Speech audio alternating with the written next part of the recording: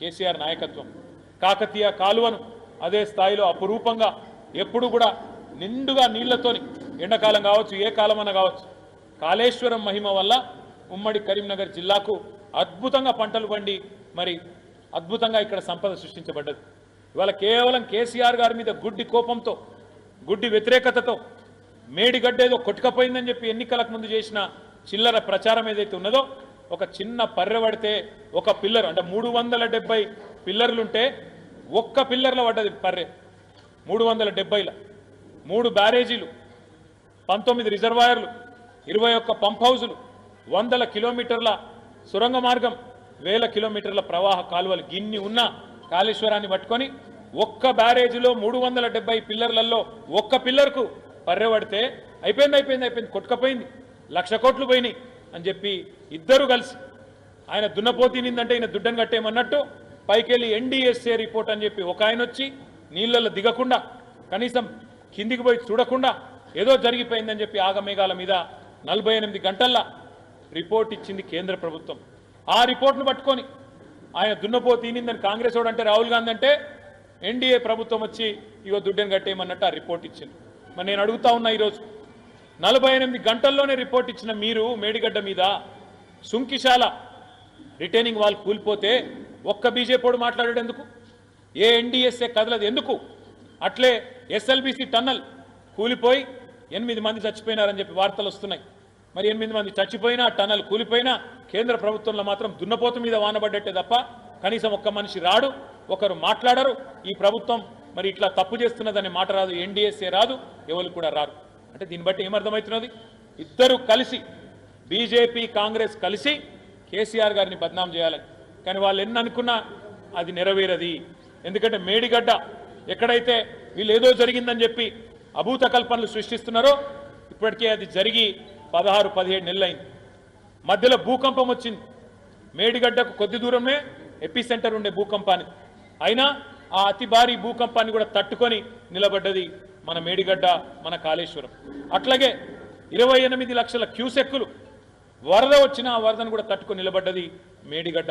అందుకే కరీంనగర్ ఉమ్మడి జిల్లా రైతాంగం తరపున మేము ప్రభుత్వాన్ని డిమాండ్ చేస్తున్నాం. గతంలో కూడా మేము అందరం పోయినాం, ఎమ్మెల్యేలం ఇన్ఛార్జీలం, కాళేశ్వరం కూడా పోయినాం. కిందికి నీళ్లు వృధాగా పోతున్నాయి, దయచేసి పైన చేన్లు ఎండుతున్నాయి. అప్పర్ మానేరు నుంచి మొదలు పెడితే కింద మంతిని దాకా చేన్లు ఎండిపోతూ ఉన్నాయి. మీరు కేవలం మా మీద కోపంతో, మా పార్టీ మీద కోపంతో, కేసీఆర్ గారి మీద ద్వేషంతో కేసీఆర్ ఆనవాళ్ళు ఉండొద్దని చెప్పి ఇలా కిందికి నీళ్లు ఆంధ్రాకు సముద్రానికి పోతుంటే వృధాగా గుడ్లప్పగించి చూస్తున్నారు కదా. మీరు అనుకుంటే 3 నెలల్లో ఆ కాంట్రాక్టర్ తయారున్నా అని చెప్పిండు, ఒక్క పైసా కూడా ప్రభుత్వానికి పడదని చెప్పిండు, నేనే రిపేర్ చేస్తాను కూడా చెప్పిండు. ఆ పని చేయించండి అని చెప్పి ఉమ్మడి కరీంనగర్ జిల్లా రైతుల తరపున అడుగుతా ఉన్నాం. వెంటనే స్పందించి ఈ ఎండాకాలంలోనే మేడిగడ్డకు రిపేర్ చేస్తే మరి మళ్ళా పంటలు ఎండిపోయే పరిస్థితి ఉండదు. మీరు ఇప్పటికే రైతు బంధు ఇయ్యలే, రుణమాఫీ చేయలే, రైతులకు బోనస్ ఇయ్యలే, కరెంటు చక్కగా ఇస్తలేరు, నీళ్లు కూడా చక్కగా ఇయ్యక మళ్ళా రైతులు ఇప్పటికి 520 పైచిలకు మంది కాంగ్రెస్ ప్రభుత్వం వచ్చినాక ఆత్మహత్యలు చేసుకునే దుస్థితి ఉన్నది. ఈ పరిస్థితి ఇంకా తీవ్రం కావద్దు అంటే వెంటనే ప్రభుత్వం తన దున్నపోతు నిద్ర నుంచి మేల్కోవాలి.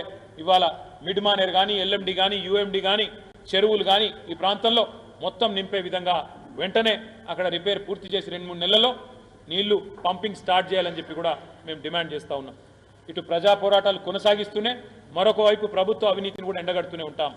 నిన్నగాక మొన్న హైదరాబాద్ సెంట్రల్ యూనివర్సిటీలో 400 ఎకరాల భూమిని, అటవీ భూమిని ఇవాళ బ్యాంకులకు కుదబెట్టి పైసలు తెచ్చినామని చెప్పి నిన్న పిసిసి ప్రెసిడెంట్ మహేష్ గౌడ్ గారు చెప్తున్నారు. కానీ మళ్ళీ ఇంకా కూడా స్వయంగా పిసిసి అధ్యక్షుడే చెప్తుంటే కుదబెట్టినామని ఏం లేదని చెప్పి ఇంకో మంత్రి గారు మాట్లాడుతూ ఉన్నాడు. ఫస్ట్ కాంగ్రెస్ వాళ్ళు కూర్చోండి ఒక కాడ, కుదబెట్టినరా, అమ్మినరా, లేకపోతే మొత్తం దోసుకున్నారా, ప్లాట్లు కొట్టి మొత్తం లోపలనే కొట్టేసిండ్రా, ఇది ఏందో కానీ మీరు మాట్లాడుకొని స్పష్టంగా బయటికి రండి, ఏం చెప్పదలుచుకున్నారు. మేము స్పష్టంగా ఆరోపిస్తూ ఉన్నాం. మొన్న జరిగింది సెంట్రల్ యూనివర్సిటీ భూముల్లో కంచెగచ్చిబౌలిలో భారతదేశంలోనే అతిపెద్ద ఫ్రాడ్ ఎట్లా అంటే నేను ఒకటే మాటలు చెప్తా. మీకు ఉన్న సంపద కంటే ఎక్కువ ఉన్నట్టు చూపెట్టి బ్యాంకులను, మార్కెట్లను మోసం చేసి ఇవాళ డబ్బులు తెస్తే ఫ్రాడా కాదా? మీకు అధికారం లేని భూమి అంటే మీది కాని భూమిని నాది అని చెప్పి మీరు తంకా పెడితే అది తప్పా కాదా, ఇది ఫ్రాడా కాదా? అందుకే కాంగ్రెస్ పార్టీ నాయకత్వాన్ని నేను అడుగుతున్నా. మీరే అసెంబ్లీలో చెప్పినారు మొన్న మేము కుదబెడుతున్నామని, నిన్న పిసిసి ప్రెసిడెంట్ చెప్తున్నాడు కుదబెట్టినామని. అందుకే కాంగ్రెస్ పార్టీ యొక్క అవినీతిని ఒకవైపు బయట పెడుతూనే ఉంటాం, ప్రజా పోరాటాలకు మద్దతుగా ఉంటాం.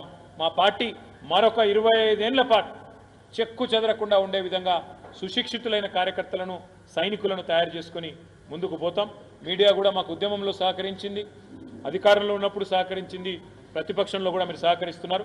మీకు కూడా ప్రత్యేకంగా ధన్యవాదాలు. మీకు కూడా అక్కడ ప్రత్యేకంగా ఏర్పాట్లు కూడా చేస్తూ ఉన్నాం. కరీంనగర్ నుంచి వచ్చే వాళ్ళకి, హైదరాబాద్ నుంచి వచ్చే వాళ్ళకి కూడా ప్రత్యేక ఏర్పాట్లు కూడా చేయడం జరుగుతుంది.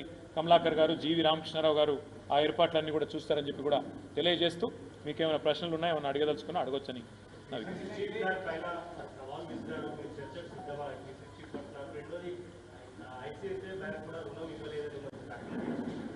జరిగింది. బ్రదర్ ఏంటంటే పిసిసి చీఫ్ గారే ఒప్పుకున్నారు.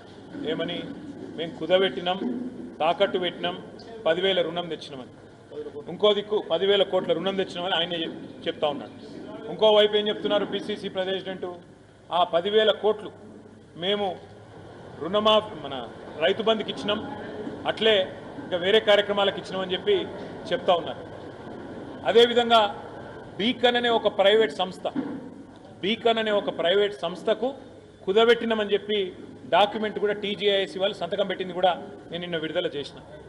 ఇవన్నీ అవాస్తవాలు అని వారి దగ్గర ఏమైనా ఆధారం ఉంటే చెప్పండి. నేను ఆయన చెప్పిన దాంట్లో అయితే ఏం లేదు. నేను చెప్పింది మళ్ళీ చెప్పిండు, వేరే భాషలో చెప్పిండు. ఇప్పుడు కూడా నేను ఏమంటున్నా అంటే వీరు చేసింది తప్పు. అందుకే సుప్రీంకోర్టు చీఫ్ సెక్రటరీని జైల్లో పెడతా అనే మాట మాట్లాడింది. మీరు చేసిన తప్పు నొప్పుకోండి. ఇకనైనా ఆ 400 ఎకరాల విషయంలో ఆ విద్యార్థుల పోరాటం ఏదైతుందో, సెంట్రల్ యూనివర్సిటీ విద్యార్థుల పోరాటం, ఆ ప్రజాస్వామిక పోరాటాన్ని గౌరవించి ఆ నిర్ణయాన్ని వెనక్కి తీసుకోండి.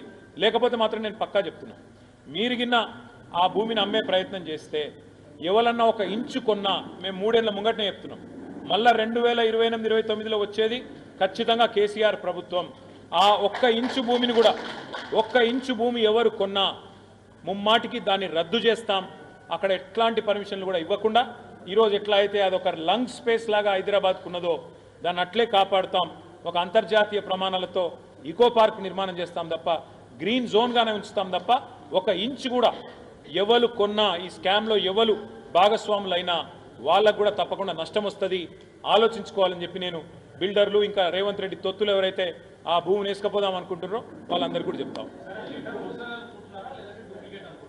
రేవంత్ రెడ్డి ప్రభుత్వంలో ఏది ఒరిజినలో ఏది ఫేకో ఏం చెప్పలేము. ఎందుకంటే ఆయననే పెద్ద ఫేక్. ఎందుకంటే అప్పుడే మోడీ మంచోడు అంటాడు, అప్పుడే కాదంటాడు, అప్పుడే ఒకటి చెప్తాడు, బయట నన్ను ఎవడు నమ్ముతలేడు, పైసా ఉడతలేదని బయట చెప్తాడు. నేను ఇదివరకు అసెంబ్లీలో కూడా చెప్పిన బ్రదర్, ఈ ముఖ్యమంత్రిలో కాంగ్రెస్ పార్టీలో ఒక అపరిస్థితుడు ఉన్నాడు. మరి రాము కరెక్టా, రెమో కరెక్టా మాకు కూడా అర్థమవుతలేదు. బయట అప్పు ఉడతలేదు అంటాడు, లోపలికి వచ్చి అప్పు చేసినా అంటాడు. బయటనేమో అది గవర్నమెంట్ భూమి అంటాడు, ఇక్కడికి వచ్చేమో ఇంకోటి చెప్తాడు. బయటనేమో అక్కడ ఆ జింకలు లేవు, ఏం లేవు, గుంట నక్కలు ఉన్నాయంటాడు. మరి అక్కడనేమో జింకలు చచ్చిపోయిన శవాలు ఒక్కొక్కటి బయటకు వస్తున్నాయి. కాబట్టి మీరందరూ పరిశోధనాత్మక జర్నలిజం చదువుకున్న జర్నలిస్టులు, మా జర్నలిస్ట్ మిత్రులతో కూడా నా విజ్ఞప్తి, నేను చెప్పేది ఆయన చెప్పేది కాదు, మీరు పరిశోధించి నేను చెప్పేది కరెక్టా, ఆయన చెప్పేది కరెక్టా ప్రజలకు చెప్పాలని మీ అందరికీ కూడా హృదయపూర్వకంగా నా విజ్ఞప్తి.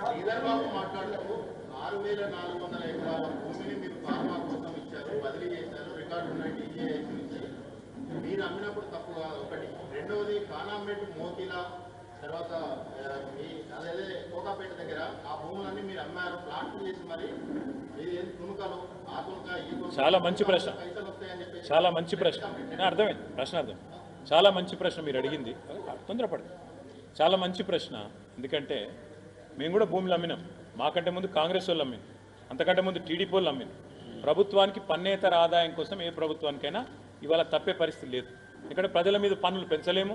మరి పన్నేతర ఆదాయం కావాలి, రాష్ట్రం సంపద పెరగాలి, ప్రజలకు పంచాలి.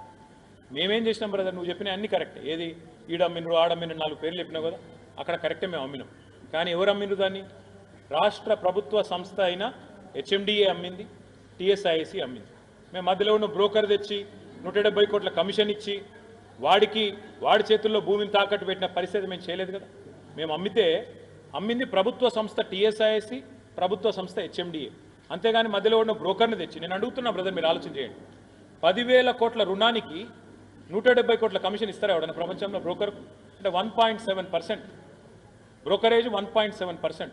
నేను ఇంకొకటి అడుగుతున్నా, ఇప్పుడు భూమి మీద అనుకోండి, ఉదాహరణ మీదే భూమి అనుకోండి, మీదే భూమి అయితే భాస్కర్ గారు మీరు దొంగసాటున అర్ధరాత్రి జేసీబీలు పెట్టుకొచ్చి సాఫ్ చేసే ప్రయత్నం చేస్తారా? నెంబర్ 1. పోనీ మీదే భూమి అనుకో, సీదా అమ్ముకోవచ్చు కదా ఆవిడ నాపిండా నీ భూమి అయితే, మరి దాన్ని మళ్ళీ తాకట్టు పెట్టే కర్మ ఎందుకు వచ్చింది?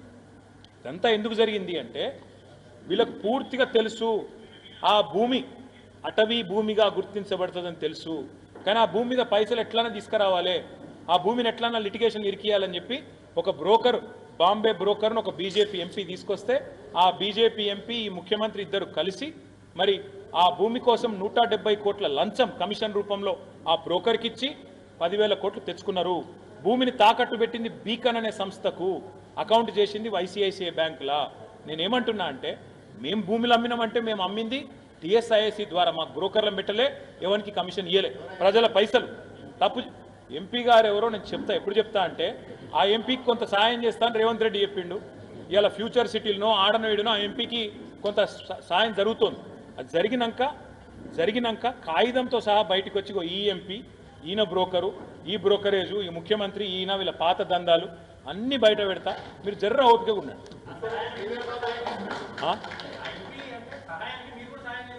ఎట్లా అంటే దొంగ దొరకాలి కదా తమ్మి, దొంగతనం కానీ ఏం చెప్తున్నాను, దొంగతనం అయినాక రెడ్ హ్యాండెడ్గా పట్టుకోవాలి కదా, సగంలో పట్టుకుంటే బాగుండదు కదా. మరి అట్లాంటప్పుడు ఎంక్వైరీకి భయం ఎందుకు? ఆర్బీఐ ఎంక్వైరీ కదా నేను అడిగేది కూడా. ఆర్బీఐ నిబంధనల ప్రకారం అన్నీ చేస్తే నేను అడుగుతున్నా, మీరు చెప్పండి నాకు ఒక్కటే మాట, స్థలం నీదైతే డైరెక్ట్గా అమ్మొచ్చు కదా, తాకట్టు ఎందుకు పెట్టినావు మళ్ళీ అటంగా వేలం ఎందుకు అంటున్నావు? మరి అసెంబ్లీలో ఒకటి చెప్తావు, బయట ఒకటి చెప్తావు, మీ పీసీసీ అధ్యక్షుడు నేను తాకట్టు పెట్టినా అంటాడు, నువ్వు పెట్టలేదంటావు. ఏది కరెక్టో మీరు అనుకోండి. ఫస్ట్ ఒక అర్రలో కూర్చొని మొత్తం గాంధీ భవన్లో కూర్చుంటారా ఇంకొక అది ఎవడో పేపర్ ఒకటి రాసిండు, నాకేం సంబంధం స్వామి, ఆయన కలవడ్డదేమో, మాకేమి, మేము అన్నామా ఎక్కడన్నా మీకు చెప్పినామా? మేము చెప్పినామా? అరే ఎవడో ఒకడు అంటాడు, ఆయన నాకు అర్థం కాదు, ఆయన కలవడ్డదేమో. మేము అధికారంలోకి వస్తే వీళ్ళలాగా చిల్లర పనులు అయితే చేయకపోతుంది. మీకు ఒకటి గుర్తు చేస్తా బ్రదర్, కేబీఆర్ పార్కు చుట్టూ ఆనాడు మున్సిపల్ మంత్రిగా 6 ఫ్లైఓవర్లకు టెండర్ కూడా నేను పూర్తి చేసిన 1,500 కోట్లతో. ప్రజలు ఎప్పుడైతే చెట్లు కొట్టొద్దు ఇక్కడ నా ఆందోళన మొదలు పెట్టినరో కేసీఆర్ గారు నాకు చెప్పిన ఒకటే ఆదేశం ఇచ్చారు, అందరూ బాధపడుతున్నారు 800 చెట్లు పోతాయని, క్యాన్సిల్ చేయకండి అని చెప్పిండు. మేము వెనుక పోయినాం. అది మా సంస్కృతి, మాకు ఆ ప్రజాస్వామిక స్ఫూర్తి ఉంది. ఆడ 400 ఎకరాల చెట్లు కొడుతున్నావు, మొత్తం జింకలు చేస్తున్నాయి, జంతువులన్నీ మాయమవుతున్నాయి, అమ్మకరా నాయన అని చెప్పి మేం కాదు కదా మొదలుపెట్టింది, సెంట్రల్ యూనివర్సిటీ విద్యార్థులు. ఆ విద్యార్థుల్లో బ్రదర్ మీకు ఒకటి తెలవాలి, 75-80% మంది మన రాష్ట్ర పనులు కూడా కాదు, వాళ్ళు వేరే రాష్ట్రాల పిల్లలు చదువు పూర్తి చేసినాక ఇక్కడికి వెళ్ళిపోతారు, వాళ్ళు ఉండను కూడా ఉండరు. వాళ్ళకున్న సోయి మనకు ఉండొద్దా? మన ప్రభుత్వానికి ఉండొద్దా? ఎంతసేపు రియల్ ఎస్టేట్ బ్రోకర్ లెక్కన ఆలోచించాలా ముఖ్యమంత్రి గారు? అప్పుడప్పుడు మనసున్న మనిషిలాగా ఆలోచించొద్దా? ఇది మా వాదన. అందుకే నేనేం చెప్పినా, ఎవరన్నా కొంటే ఒక ఇంచు కొన్నా మా ప్రభుత్వం మమ్మల్ని బదనాం చేయొద్దు. ఇప్పుడు మేము 3 ఏళ్ల ముందు చెప్తున్నాం, ఎవడు కొన్నా ముమ్మాటికి దాన్ని రద్దు చేస్తాం, ఎట్టి పరిస్థితిలో కొనకండి, పార్టిసిపేట్ చేయకండి, ఈ స్కామ్లో మీరు కూడా భాగస్వాములు అవుతారని చెప్తా ఉన్నాం. Thank you. పర్యావరణం గుర్తొస్తుంది, జింకలు గుర్తొస్తున్నాయి. మూసీ విషయంలో ఎందుకు మీరు మూసీని మాత్రం వద్దంటున్నారు? పర్యావరణం దెబ్బతింటుంది, మేము పర్యావరణాన్ని బాగు చేస్తాము. మూసీ విషయంలో పర్యావరణం ఒక నీతి, హెచ్సీ విషయంలో ఇంకో నీతి అని చెప్పేసి అసలు ఇతర కాంగ్రెస్ నేతలు అంటున్నారు. బాబు శ్రీధర్ బాబుకి ఏమైనా చెప్తే కదా ముఖ్యమంత్రి. మూసీలో ఏం జరుగుతుందో తెలుసా శ్రీధర్ బాబు? 1,50,000 కోట్ల కుంభకోణం జరుగుతుంది. ముఖ్యమంత్రి గారు 180 లక్షలు. నేను ఒక్కటి అడుగుతున్నా భాస్కర్, మీరు చెప్పండి నాకు, 6 గ్యారంటీలకు పైసలు లేవట, తులం బంగారంకు పైసలు లేవు, పిల్లలకు ఫీజు రీంబర్స్మెంట్కు పైసలు లేవు, పంచాయతీలకు పైసలు లేవు, పెన్షన్లు పెంచేందుకు పైసలు లేవు, రైతులకు రుణమాఫీ చేయడానికి పైసలు లేవు, రైతు బంధు ఇచ్చేందుకు పైసలు లేవు, రైతు కూలీలకు ఇచ్చేందుకు పైసలు లేవు, కౌలు రైతులకు ఇచ్చేందుకు పైసలు లేవు, అసలు మొత్తం మహిళలకు 2,500 ఇచ్చేందుకు పైసలు లేవు. కానీ 1,50,000 కోట్ల రూపాయలు మూసీని ఎవరిని ఉద్ధరించేందుకు మూసీ చేస్తావు? నువ్వు ఇచ్చినావా? ఎన్నికల మేనిఫెస్టోలు చెప్పినావా? 100 రోజుల్లో చేస్తా అని చెప్పినావా? 100 రోజుల్లో ముందు చేస్తా అన్నవి చెయ్యి. మూసీ పర్యావరణం ఎవడు అడ్డుకుంటున్నాడు? అక్కడ స్థానికంగా ఉండే ప్రజలు అడ్డుకుంటున్నారు. అక్కడ స్థానికంగా ఉండే ప్రజలు ఏమంటున్నారు? ఎవడు అడిగింది నిన్ను చేయమని అడుగుతా ఉన్నారు. ఇంకోటి మీకు తెలియదు, నా మాట దయచేసి ఒకసారి వినండి, అర్థం చేసుకోండి. మూసీలో 100%, హైదరాబాద్లో 100% సివరేజ్ ట్రీట్మెంట్ చేసిందే మేము, మా ప్రభుత్వం. నువ్వు కొత్తగా వచ్చి చేసేదేం లేదు. గోదావరి నీళ్ళు తీసుకొచ్చి గండిపేటలో పోయాలి, దానికి కావాల్సింది 1,100 కోట్లు. దానికి 1,50,000 కోట్లని ముఖ్యమంత్రి స్కామ్ చేస్తుంటే చూస్తా ఊరుకోవాలా? 1,5 కోట్లు